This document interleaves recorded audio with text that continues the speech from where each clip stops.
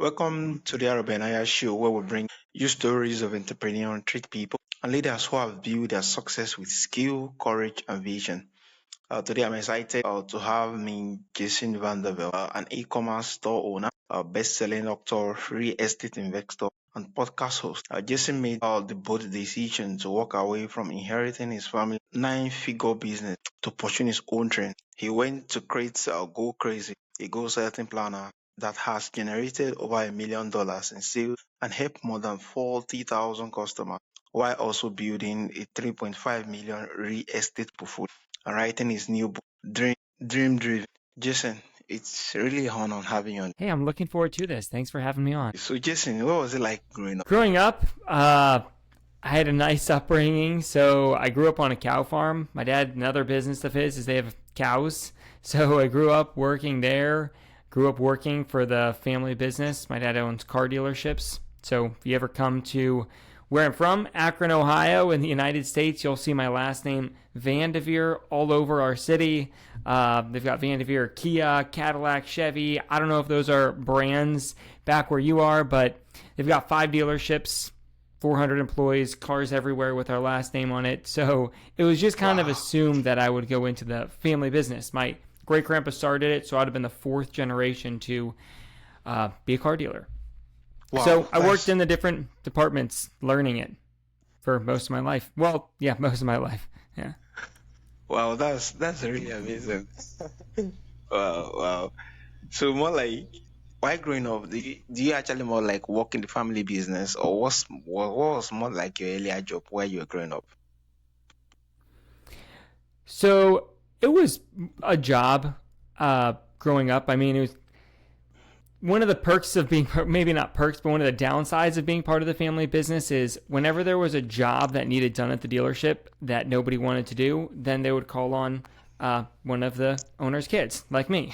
Like, who wants to clean the gutters out? No one does. Have one of the VanDevere kids do it. Who wants to go, like, cut all these weeds on the side of the highway? No one does. Have one of the VanDeveres do it. So that's what it was like. But then as I got older, I had to work in every department, which was really, really healthy to learn the whole business. You'd have to learn how the department operated. I also had to experience some departments paid really well and I could make a bunch of money. Some didn't. And I also had to learn what that was like. But after a few years working there, I realized it wasn't what I wanted to do. So even though everyone told me it was a crazy idea to leave and turn down the opportunity to take over the family business, I left. I'd saved up not much money, a couple $1,000s, left with nothing. My family, lots of other business owners just give their kids money. That wasn't how my family was, so I left with basically nothing and started my business Go Crazy. Wow, that was really bold move, I must say. So you have the chance to inherit a family business worth nine figure. Most people would have never walk away. What make you to actually more like look forward to different parts? Yeah, what made me walk away from it? Yeah. Yeah, so I would say I didn't enjoy it, but I didn't really realize that at first. I just thought, well, this is how work feels. It's going to be hard. But if you ever come to the car dealerships, if my dad is at the dealership that you're at, you're going to hear him because he's loud. He's there, he's excited. You can just see on his face that he loves the work he's doing. And I knew that I wanted that, but the longer I worked there, it was clear that I wasn't going to get it there. And as I started buying rental properties when I still worked at the dealership, and I learned right away that I just loved working on my rental properties. If I met somebody else who had rental properties, I could talk to him for hours about rental properties versus the car business. It didn't light that same fire inside of me. It just seemed like work all the time. So that helped me realize it was possible to have a job or a career that I really liked and gave me the clarity to know I wasn't going to have it at the family business. Wow, that was really profound. The fact that you have this litmus test that actually go the reason why you actually left. It's quite very amazing. The fact that you saw the happiness that was in daddy's face while he was at the business and you want to get the same thing, but not necessarily from the family business, which you had already seen the possibility. And Mhm. that's more like being a base of decision was really, really amazing. So when you actually more like first start building Go Crazy from scratch, what was the biggest fear and doubts you had to overcome? Biggest fears, doubts was if it would fail, right? I think when I left the family business, I thought I was the business genius. I thought it would just be really easy. So I didn't really maybe have as many fears and doubts as I should have. So I launched it thinking that I'll just be rich overnight, and that's not what happened. It took me years of working really hard and losing money or not making any money to finally get it to the point where it was consistently turning profits. So I should have been afraid that was going to happen, but I wasn't because I was young. I just thought I was a business genius, and I learned really quickly I wasn't, which was a good lesson. Yeah, wow, that was pretty amazing. So from what you just said, the fact that when you actually get started, you thought you were more like a genius, you could turn everything around. And as the time goes on, you see the difficulties that was actually in it. Uh, that was pretty amazing. Is the fact that a whole lot of business owner would have just quit, and being that they have the option in Mm-hmm. quotes, family business, they will not just quit and actually go back, being that there's a safety net available. But you actually stick to it. So what keep you going during this period where things was not going right? Yeah. So this is a great question, and this ties into basically why I wrote my book. Dream Driven is the name Dream of it. driven. Is I think for me, I got clarity on the answer to this one question. I knew I would say the one question everyone needs to get clarity on is what do you want to do with your life? What do you want to do with your life? And I knew that what I wanted to do was launch this planner business. I don't know why I was so excited about it, but it was like the desire to launch this planner business was huge. So my desire was way bigger than any of the challenges that I faced.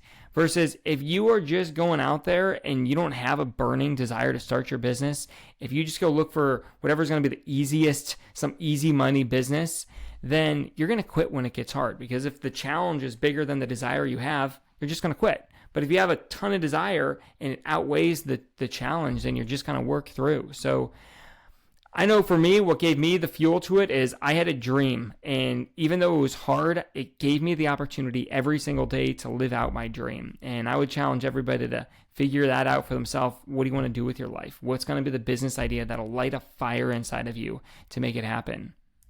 Wow, amazing. When the desire is bigger than the challenge. Wow, wow. Yeah, that could really speak volume to the fact that once you have this burning desire that is bigger than the challenges, I think the challenges is not going to kind of very much going to be an obstacle, being that you have this dream driven that's actually pushing you beyond all the impossibility that you see along the way. And that's really more like a very big way to actually more like push on even when things seems not to be working out, being that you have this load of big desire that you know and know that this thing is going to work. It's just a matter of time. So, your planner has sold over 4,000 to over to more than 40,000 people. What does that moment? What was the moment when you realized this crazy idea was really working? So probably I'm going to give you two. Well, when I was making my planner design, a mentor of mine told me that I should host focus groups where I should get a group of people together to try out my planner design and make sure it worked. So I thought it was a silly idea, but out of respect for this mentor, I was like, okay, I'll do it. I got 6 people to get together. I handed them a little packet with my planner design to try out. And basically they showed me that I had a ton of flaws and problems with my planner design. We were scheduled to be together for 1 hour. It took over 3 hours, and we didn't even get through the whole thing. People were telling me this doesn't make sense. It's too much writing. I don't know what I'm supposed to put here. So at first I was heartbroken. I was embarrassed that I gave out this planner design and people told me it was terrible.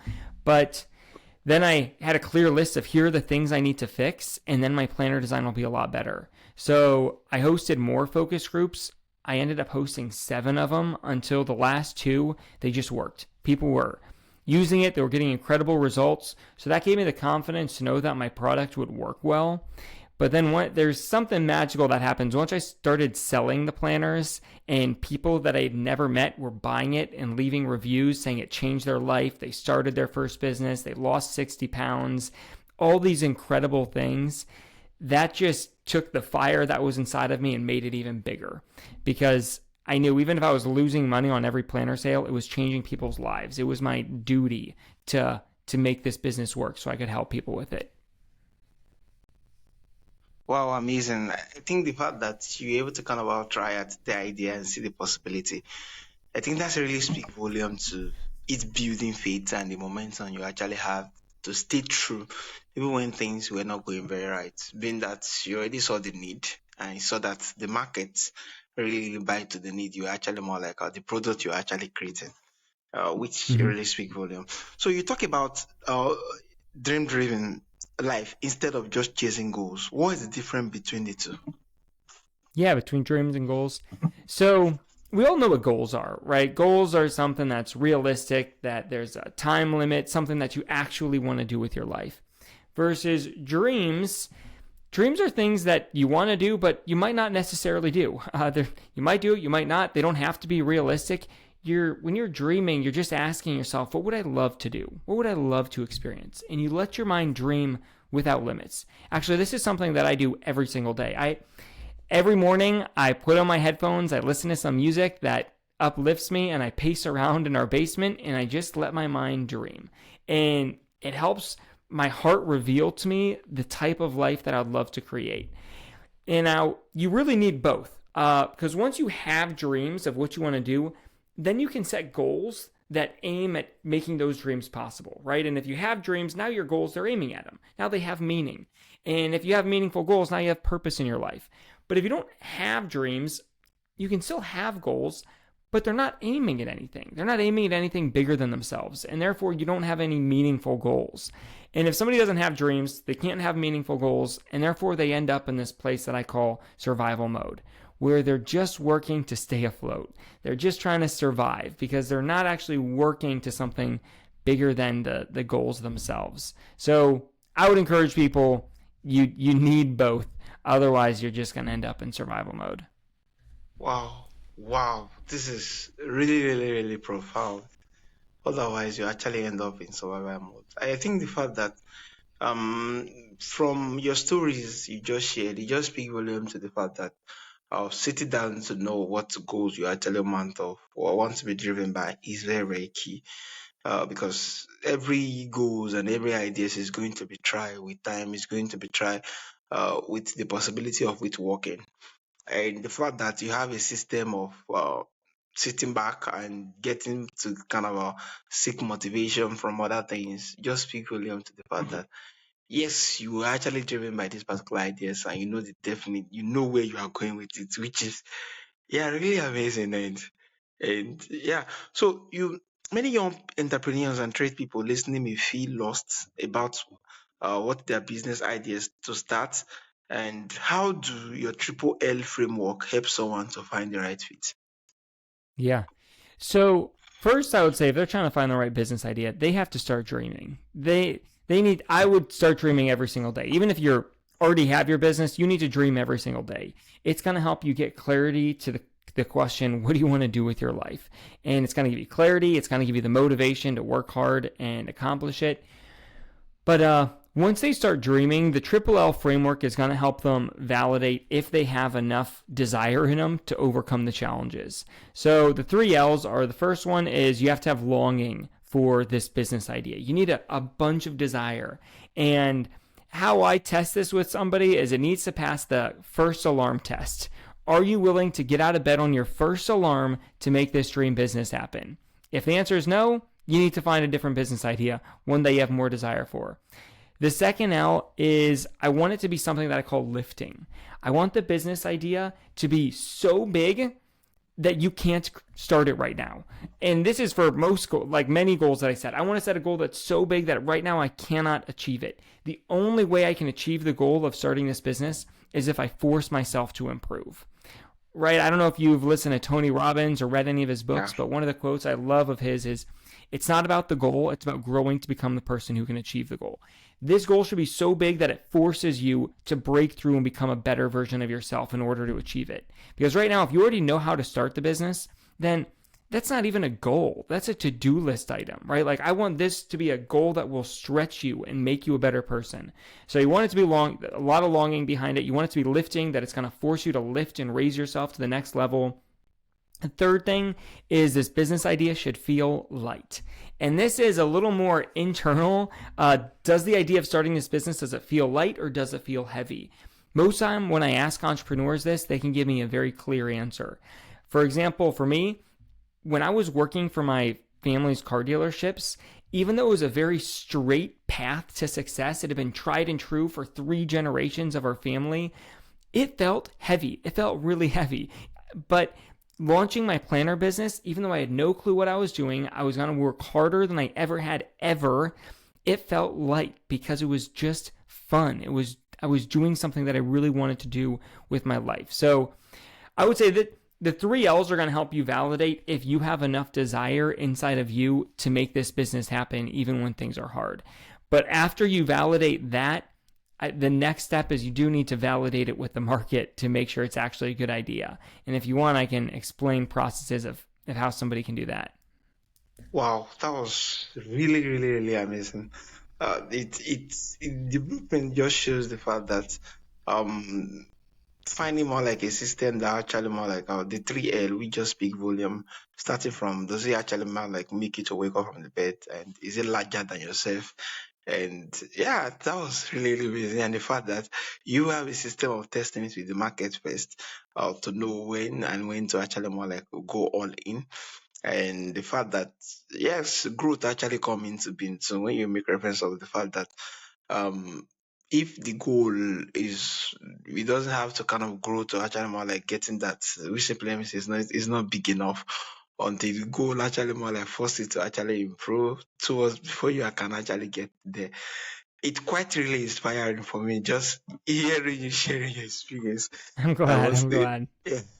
Wow, that was really amazing. I think definitely after this particular show, I'm going to kind of look forward to reading your book, because this blueprint you are just giving it, yeah, it's pretty really, really lovely, and yeah, I must say.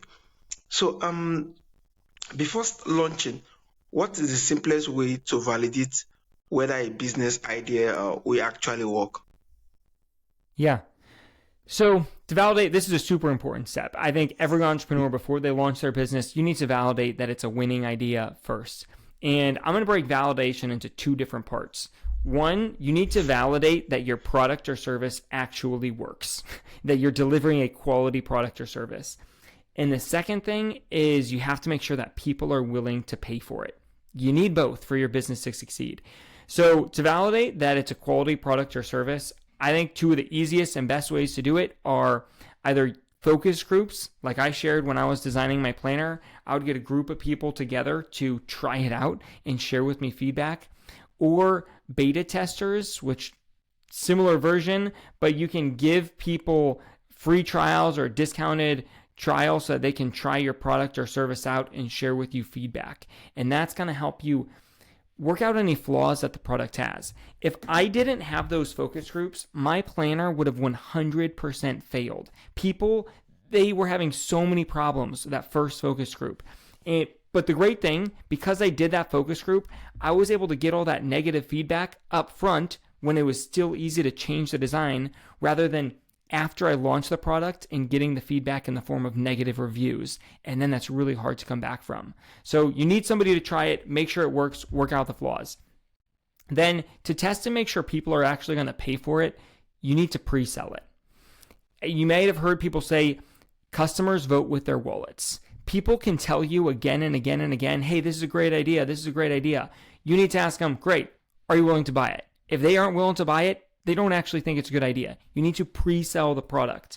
Like for me, if I'm going to design a course now, I always pre-sell it first. I'll host a workshop, I'll pre-sell the course, and if nobody buys it, I'm not going to make the course. If tons of people buy it, I'll tell them, hey, you're going to get the course in 2 months, and I'll make the course and then give it to them. But that way I've validated that people are actually willing to buy it before I put in the effort and energy to launch it.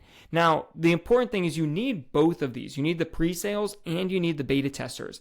If I would have just pre-sold my planner, which I did do, I emailed people, said, hey, I designed this planner. Would you be willing to buy it? They're going to be in a couple months.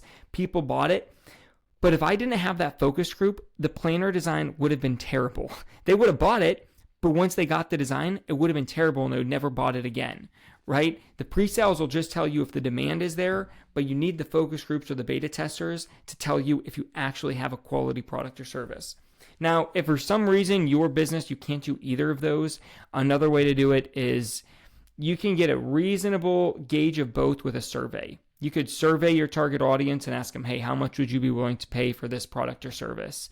Or you could survey them and say, hey, which design do you like better, and get some feedback on your actual product idea. But I would lean on the other two more. Surveys, they are helpful. Like before I launched my book, I surveyed people on the title, the cover. If you don't have an audience, if you have an audience, survey them, right? Like I've got 40,000 people using my planner that I can run surveys to. Okay. A website that's easy to run surveys if you don't have an audience is this website called PickFu. That's PICKFU. Random name, but it's really good. It's for maybe like 80 cents a person that fills it out. They'll fill out my survey. They'll tell me why they chose what they did. And I can even choose target markets of customers to see my survey. So whatever business you're going to launch, please validate it before you spend a bunch of time, money, and effort launching it. Wow, this is pretty amazing. And I was just wondering, how did you actually came up with this particular system? Because sometimes a whole lot of persons, they are actually more like driven with ideas, and they lost touch with audience to actually more like have this focus group where they get to test or or pre-launch to actually see what the outcome is going to be. So I was wondering, how did you actually came up with this particular system? Was it the mentor you have, or there was a particular failure that actually shaping this sense of let me have it target, let me have more like a focus audience, and also let me pre-launch? How did you actually come up with this system? How did I come up with it? Yeah, mentor, the focus groups was 100% of a mentor. And I would say another thing that you should be doing when you want to launch your business is you need to find mentors. I had a mentor of mine once tell me, he said, Jason, look, the shortest distance between 2 points is a straight line, right? So if you want to start a business, the easiest way to do it is to find someone who's already started a business like the one you want to start and just ask them how they did it. Boom. There's your straight line. So I would make that your mission, is find successful business owners. And I have cold called business owners. I've shown up at their offices. I've figured out where they play pickleball so I can go talk to them there. If you want, we can talk about free strategies of ways that you can get in touch with these business owners. But I would absolutely find people who have already done it and ask them how they did it, because I'm sharing ways that I've validated products that can work across lots of industries, but maybe for your specific industry, there's even better methods. And the experts, they know them. They have all the answers to your question. So make that number one priority. You should be building mentors in your field. Wow, amazing. So in your early days, how did you actually get your very first customer? Without a big audience or marketing budget? Yeah. So I ran a ton of paid ads, which I probably wasn't necessarily a smart idea. But the other thing that I did, which I'd highly recommend, is influencer marketing, right? If you have your own audience of people, then great, launch to them. And most people say, oh, I don't have an audience. The reality is you do. Grab your phone and look through your phone. You probably have another 1,000 friends and family there. You should message every single person. I had a book come out last week. I have messaged over 800 people from my phone about my book. I let them all know. Everyone should know that if you're starting a business. But if you don't have an audience, the beautiful thing is that there are influencers out there who have already built an audience of your exact target customers for you. And if you can find a way to get in touch with that influencer, they're going to be willing potentially to market your product or service for free. So I can share with you how I've done this. With my planner, I looked up influencers on YouTube who made planner review videos or had built an audience of my target customers, and I reached out to them and offered to send them a free planner. I didn't ask them to leave a review. I just said, hey, thought you'd like my planner. Want to send you something cool. Where should I send it to? I sent them planners.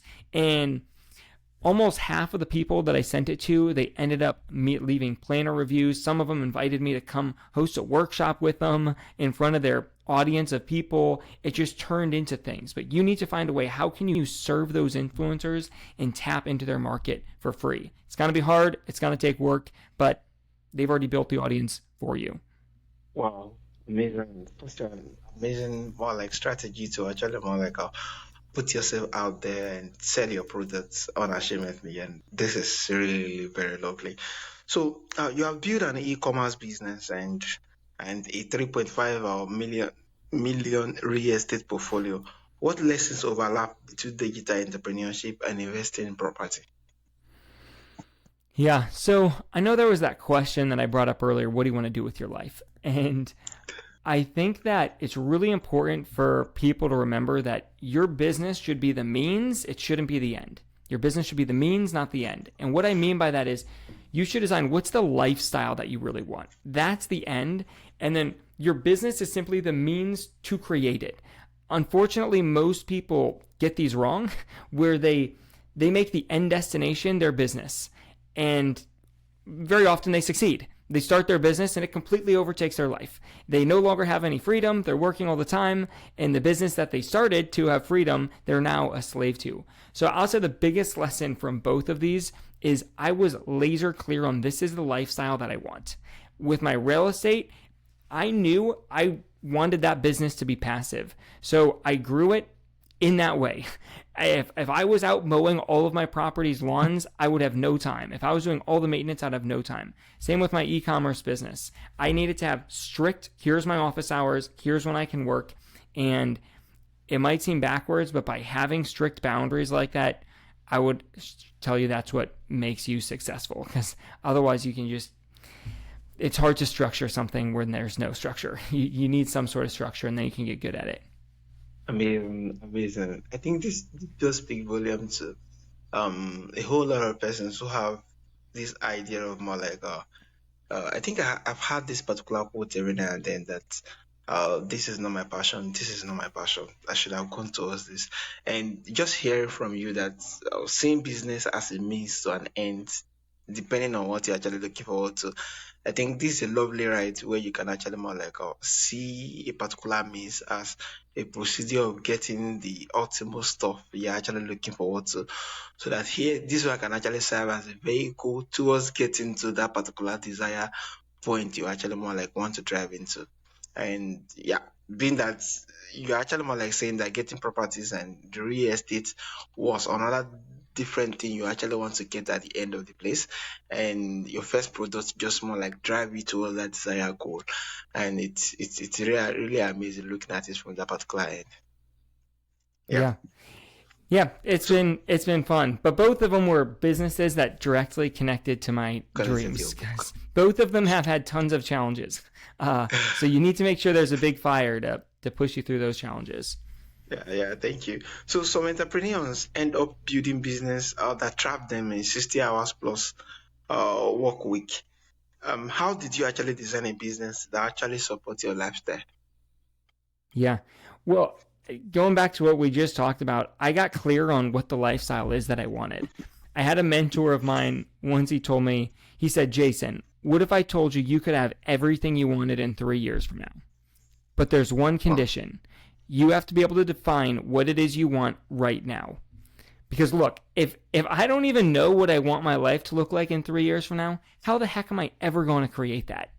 I can't, right? I would say I've been able to create a business that works on few hours, or under 40 hours or 30 hours a week, because I got clear on this is the lifestyle that I wanted. This is the lifestyle I want to have in 3 years. And that can become my North Star. That can be my compass.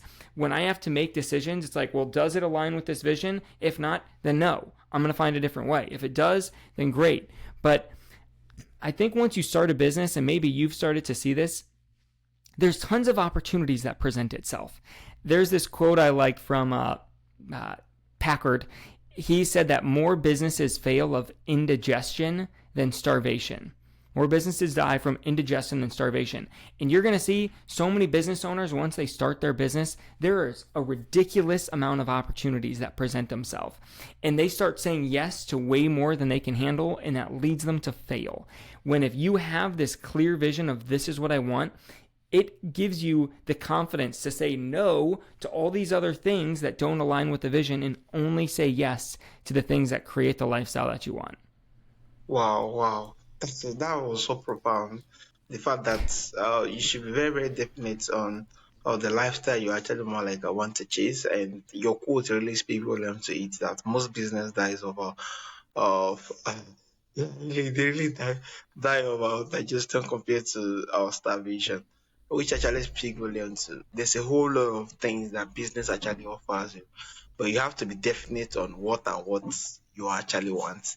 Yeah, thank you so much for that. So mentorship play a big role in your stories. What is your advice for finding a great mentors and getting their help even when you are just starting out? Yeah.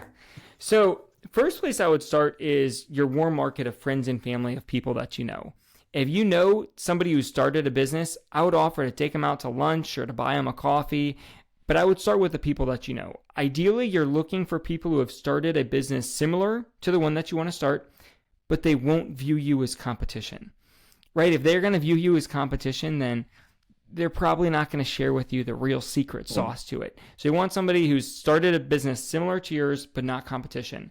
And if you know them, reach out to them, or maybe you know somebody who knows somebody, like if you've got an uncle who seems to know everybody, go call your uncle and say, hey, I'm looking for business owners like this. Who do you know that you can connect me with? So I'll start there. But if you don't have anybody, I would start thinking about who has already built a community of these experts, of these business owners that I want. Maybe there's conferences, maybe there's meetup groups, maybe there's Facebook groups that you can go to in person, ideally, or if they're online, then you can join. For example, a few years ago, there was a mobile home park for sale in our area, and I wanted to buy it. It just sparked my curiosity. But I knew nothing about mobile home parks. So I joined a couple Facebook groups and online forums that were specifically for mobile home park owners.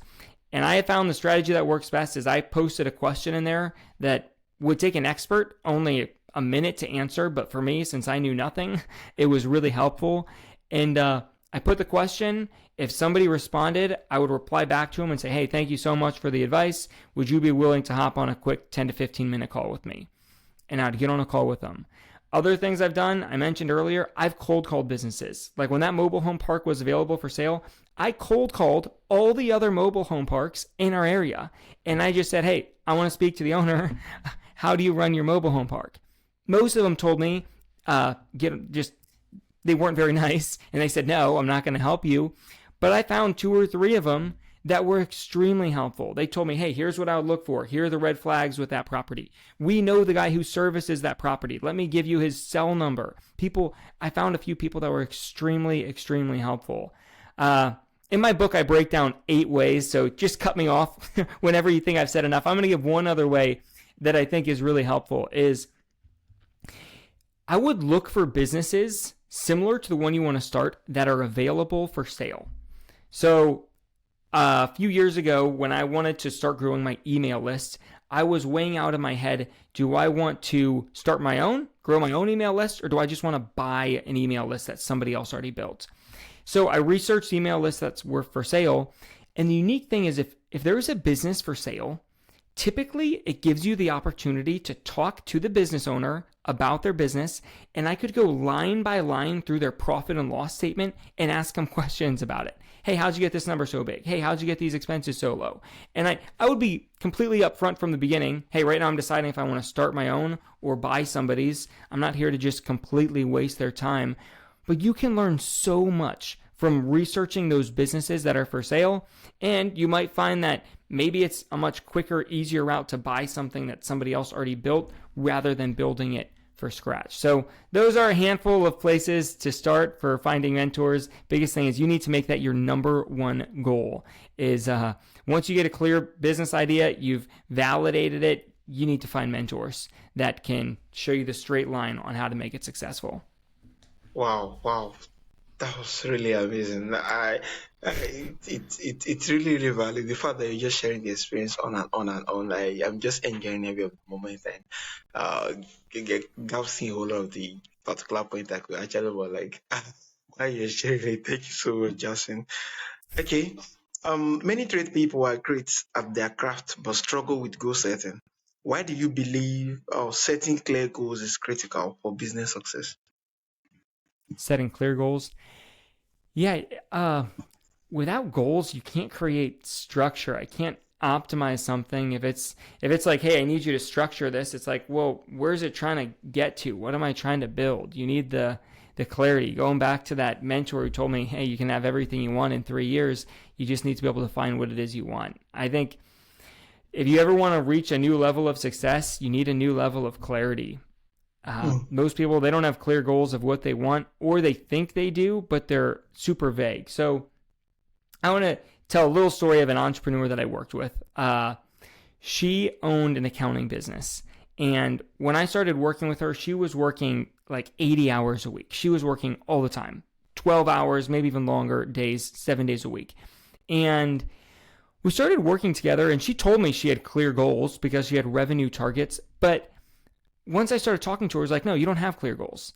Your goals, all you have is a revenue target, or she had this vague goal of I want to be successful, but she never defined what that looks like.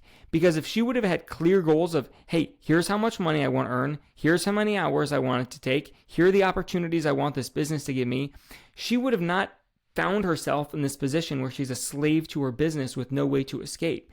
It's because she didn't have clear goals. All she wanted was to be successful. She was saying yes to every single opportunity that arose. So once you have the clear goals, it gives you the clarity to say yes to things that align to it, but it gives you the confidence to say things that don't. And for most entrepreneurs, saying no is hard. The level of your no determines the level of your yes. Whenever you say yes to one thing, you by default say no to something else. If you say yes to all these opportunities over here, you said no to all the opportunities that are over here, because you're not unlimited. You can't do it all. So you need clarity on what to say yes to and what to say no to. Wow, amazing. Thank you very much, Jason. That was really, really lovely way of looking at goals, being that everything you say yes to, you are definitely saying no to other things. So you have to be definite on what to say yes to towards the goals and aspirations you actually want to have. So your business is called Go Crazy. Why crazy? And what does the word represent in your journey? Yeah. So when I left the dealership and I quit my job, I spent 6 months interviewing successful entrepreneurs. I wanted to figure out how they set their goals, how they tracked their goals, how they held themselves accountable. So that way I could make the content for my planner. Now, this was before those focus groups. I was just gathering the information and putting it together in a design. And one of the themes that I realized as I started to meet with these entrepreneurs is they were crazy.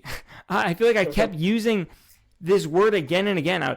After I'd meet with them, I would call my girlfriend or somebody and be like, oh, I met with this really cool guy. He was crazy. He did this crazy, crazy thing. And this word just kept coming up again and again. And I know when I left the car dealership, everyone told me I was crazy.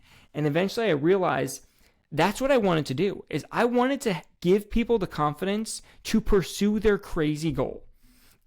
Most of the time, what we really want to do, it does feel crazy. But your crazy goal is going to be the most rewarding to fulfill. And I want to help give people the confidence to, rather than shy away from the crazy, you got to fully embrace it. Look, I am ridiculously excited about planners.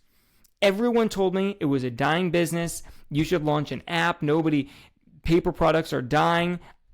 they told me I was crazy, and they were 100% right. I don't know why I was this excited about planners, but I will tell you it's been the most rewarding thing to do. So I put it in there because I want somebody to be able to pursue their crazy dream as well, because once you start, you'll see it will light a fire inside of you that is so incredible to go out and live the life that you really want. That was really, really amazing. I think we immediately started explaining the fact that you reach out to a whole lot of mentors and get to see all their goals. They really speak volumes to the fact that they were crazy. It just reminded me of Steve Jobs. This particular famous quote where was making reference up to the crazy, those who actually more like think they could actually change the world, who does not fit in and everything. Yeah. It just speaks volumes to the fact that yes, there was a little bit of the fact that you already know that things can be different despite what people perceive of what the norm was. And yeah, actually, that was being crazy. Yeah. Yeah, thank you. So, entrepreneurship is often full of setback. Can you share your failures that taught you one of your most valuable lessons? Yeah.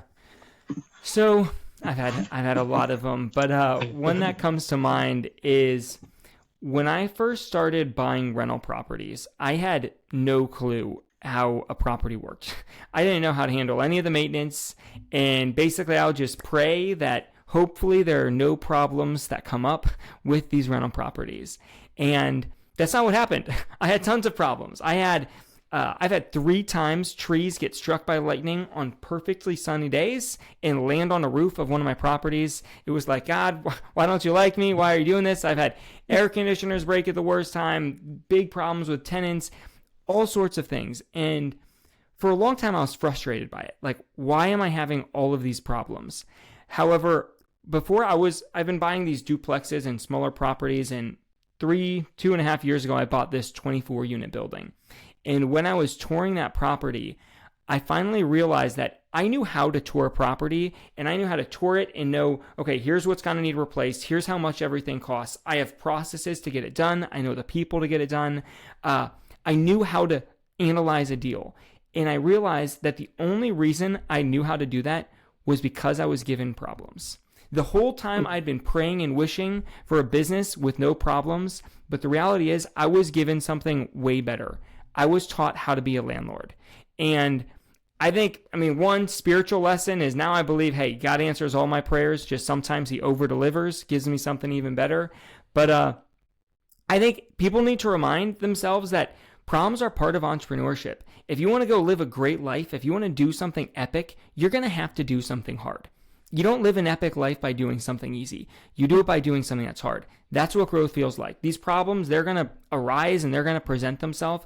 They are not the enemy of you becoming successful. They're the requirement. That's what you asked for. And you got to keep reminding yourself, this is what growth feels like. It's hard, and except that's what it means to be an entrepreneur.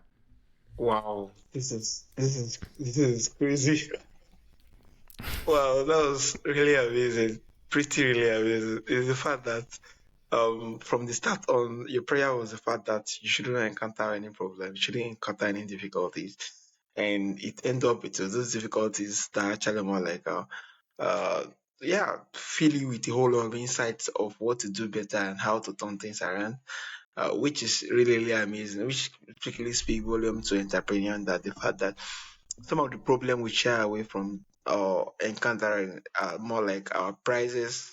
How will I say it now? Our prices, biggest opportunity when it comes to if you can actually overcome them over and over and over time. With time, you have eyes for details and have it might not be something that someone can actually be pinpoint, but the fact that you now have this intrinsic knowledge of what you could do different when you actually see more like a properties, you see a particular deals and everything, being that you have walked over and over and over those particular things. Basically means experience speak volume when it comes to entrepreneurship, because definitely you are not going to be cut out from those particular problems every now and then. Yeah. Yeah. Yeah, thank you. Mm-hmm. So, looking at the business you have built, what mindset shift made the biggest difference in your growth? Yeah. Well, probably one of the big ones was that concept of this is what growth feels like. I tell that to myself all the time. The reality is I'm still going along, just figuring this out as I go. Most of the things I do seem to fail, but luckily I've had a handful that have worked out really well that have offset those. But I just keep reminding myself, this is what growth feels like. It's hard. You got to keep pushing. Sometimes it works. Sometimes it doesn't. Then other mindset shifts that I've gone through is I'm going to bring it back to the experts. Maybe you've heard of the book, Who Not How. Like when I'm starting something new, rather than trying to figure out immediately, how am I going to do this? It's who can help me do this? Who's already done it before that I can learn from? Those are probably some of the biggest lessons I've learned. Amazing. So, what common mistake do you see our entrepreneur make when they are choosing or starting the business today, Yeah. owing to your experience? Really two routes that you can go. And I kind of talked about earlier the dream driven route, but I want to compare, there's the dream driven route and there's what I call the easy money route. Yeah. So somebody who's choosing the easy money route is when they're starting their business, they ask themselves the question, what's going to be the easiest business to start that'll earn me the most amount of money, right? And they scour the market to find the perfect widget to sell that's the easiest to start that'll make them the least amount of money or the most amount of money. The problem with this is, I'm going to say there's two. One, starting a business is hard. It's just hard. I've interviewed hundreds of entrepreneurs on my podcast. All of them say it's hard, right? So the reality is, if you don't have a lot of desire in you to make the business succeed, if the challenge is bigger than the desire, you're just going to quit, right? Because why would you? The foundation of your business, if it's easy money, if either the easy or the money part disappear, which is likely to happen at one point, you're going to quit and go look for the next easy money route. Even if it does succeed, you create another problem, is that you basically create another job for yourself that you don't like. You find something that you don't enjoy, but you're going to do it because it earns you money. It's like, look, starting a business can be so much more than this. You have the freedom to grow this business however you want. Don't just go out and create another job for yourself. Now, somebody with a dream-driven approach is they choose their business idea by getting clarity to the answer to the question, what do I want to do with my life? We talked about this earlier. Once you get clarity on what do you want to do with your life, that's going to unlock the desire. That's going to give you the courage to push past those challenges. Rather than going out and scouring the market for the perfect widget or product to sell, what if you scour your heart to figure out what's going to be the business idea that will light a fire inside of you to make it happen? Wow, amazing. I think I just remember the story you shared about your dad and the fact that how light up he was, why he was running his business. And it just dawned on you that I want to get this similar thing. And I think that really speaks volumes because entrepreneurship is difficult, it's demanding, but being light up with a particular ideas just make it way easier, even if you're actually more like putting up a whole lot of energy to make it better. It even strengthens you the fact that you know that the possibility of that idea coming to life even kind of strengthens you, being that you're lighting up anytime you're running that particular idea. And I think coming from that particular perspective when actually building your business is really, really key, other than just scouting out which is the easiest way of making money, because that is not sustainable in actually more like carrying through business difficulties. Yeah. So as a father of three, how did you actually balance building business with family life and staying present at home? Yeah. Well, that's been the dream lifestyle I've always wanted. So I've been able to say yes to the things, say no to the things that didn't align. But I want people to know, like, I am where I am in my career. I've been able to do a couple things right successfully, and I would say it's because of my wife and children. I think some people might have this conception that your wife or having kids is going to hold you back from being successful. I would argue the complete opposite. For me, I know I want to be a good dad to my kids. I believe that is the greatest thing I will ever do in my life, is be a good father. Hopefully I'll be a good father, but I know the greatest thing I'll ever do is at least be the father to them. So to me, it's like, I know I want to spend time with them. And because of that, I have these boundaries on my time. I know I need to earn this much money in this much time so that I can support my family and provide the freedom we want. And if I didn't have a wife and kids, it would be really hard for me to have the discipline to stop working. I'd probably work all day, all night, all weekend. But it's crazy how when I have these set hours of when I'm allowed to work, it forces me to be highly productive. And now there's purpose behind everything I do. Before I had kids, everything I was doing was just seeking to feed my ego, to prove how great I was, to show, hey, I can accomplish this. But once I have a wife and kids, my wife she doesn't have a job. She works because we have 3 kids and they're very demanding. But I need to provide for them. So now all of my actions, rather than just being focused on growing my ego, it's aiming at providing for my family, which is so much more motivating to me than trying to get other people to think I'm great. Wow. Wow, this is really lovely. Yeah, yeah, this is really lovely. It's lovely having you on the show. So, what opportunity do you see in 2025 for people who want to start a side hustle or dream-driven business? What opportunity do you see? So I think the biggest opportunity for them is that they can dream every day. Go start dreaming every day for 10 minutes. I can guarantee you, if you dream every day for 10 minutes, it'll change your life. And that the perfect business idea will become much clearer. You might dream about something a few days in a row and it gets you excited. And after a few days, it doesn't get you excited anymore. And that helps you realize that's not a very good dream, right? But you have these other dreams that you dream about every single day that you could dream about for months or years. And it gets you more and more excited about it. So I don't know if maybe there's some growing trends that somebody can catch, but I think what's ultimately going to make you the happiest and increase your chances of success is when you can find something that unlocks a fire within inside of you. So dream every single day. If you don't have a business idea, dream every single day. It's going to get clear. If you have a business idea or you already even have a business, dream every single day. It's going to take you out of survival mode. It's going to give you purpose, and it's going to take the fire you have inside of you and turn it into a giant raging fire as it starts to build more excitement inside of you. Wow, amazing. Dream every day.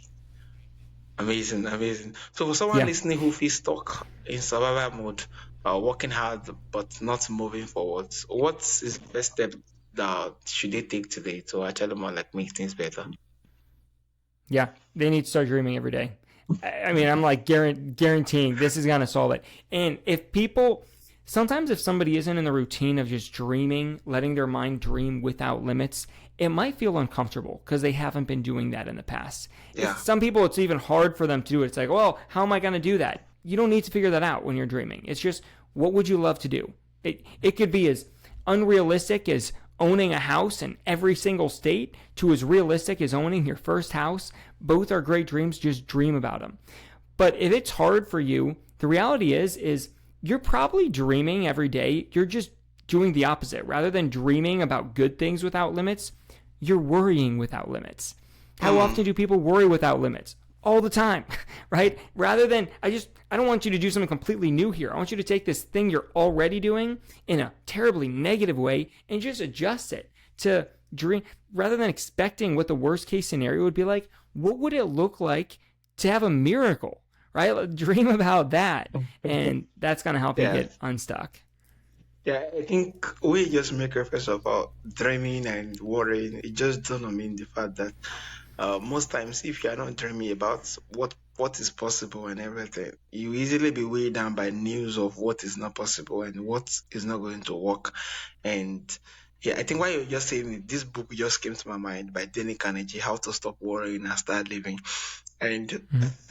and the whole idea of that particular book is the fact that you could actually change the whole of the outcome when you dream of what is possible. And yeah, that energy just build up of what you could do different. And I think just the way you said, at first it might be difficult to actually more like get it started, but with time you're going to be filled up with a whole lot of ideas of what you could do different.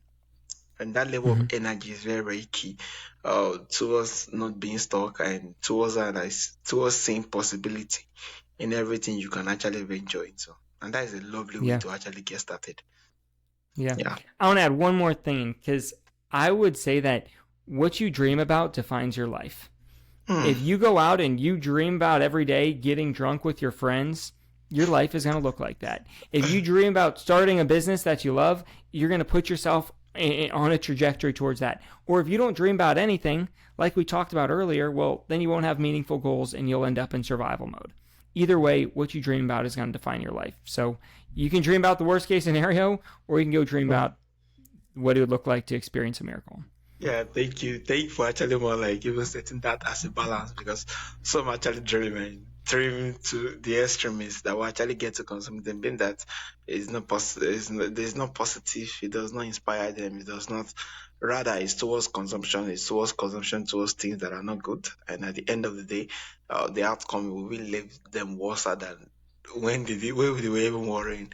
I think setting that balance is very, very key. So tell us more about your book, and so that my audience who actually more like want to kind of reach out and get the book, just tell us a bit about our dream counts and some ideas you could actually more like take out of it or reaching out. Yeah.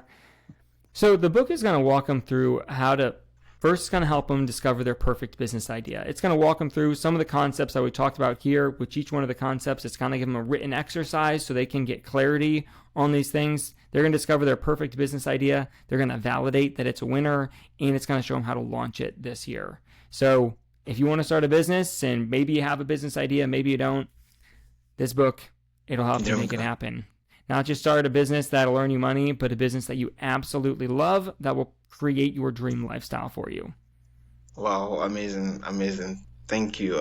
Thank you. It's really a pleasure having you, Jason. Also tell us about where my audience can learn more from you. What platform can they reach out to you? How can they reach out to you to do business with you or to actually more like get more of your resources? So. Yeah. So best place to get my book Dream Driven would be Amazon. Go to Amazon, search Dream Driven. It'll pop up. My website is goalcrazy.com, and that's goal like a soccer goal, GOAL crazy, goalcrazy.com. They can message me through there. They can check out my planner, the Goal Crazy Planner. I've got a podcast. I do have coaching programs. If they go to goalcrazy.com/course, they can get the free goal setting course that comes straight from my planner. I've sold the exact course over 40,000 times, and it'll help them get clarity on their dreams. My goal is I want them to fill out that course, and I want it to help them discover what's going to light the fire inside of them. Because once you can get clarity on the dream that will light a fire inside of you, everything else will get easier from there. Amazing, amazing. Thank you, Jason. So if you're going to leave my audience with a final words or final quote, what is it going to be? I want them to know that I'm really not that smart of a guy, and somehow I've been able to figure this out. So it's not rocket science, but if you can find the dream, you can make it happen. But you got to find the dream first, even if you're not a genius. Wow. You can find a dream, you can actually make it happen. So thank you so much, Jason. Jason, thank you for sharing your powerful stories and wisdom you have gained from building a dream-driven life. What really stood out today is your reminder that true success isn't about inheriting opportunity, but about creating your own, aligning your business with your lifestyle, and daring to chase dreams that others may call crazy. To my audience, be sure to check out Jackson's book, Dream Driven, and his free guide at gocrazy.com/idea. Until next time, remember, the future belongs to those who has the courage to dream and the discipline to build. Once again, it's good to have you on the show, Jackson. Wonderful. Thank you so much for having me. It's been fun. Yeah, thank you.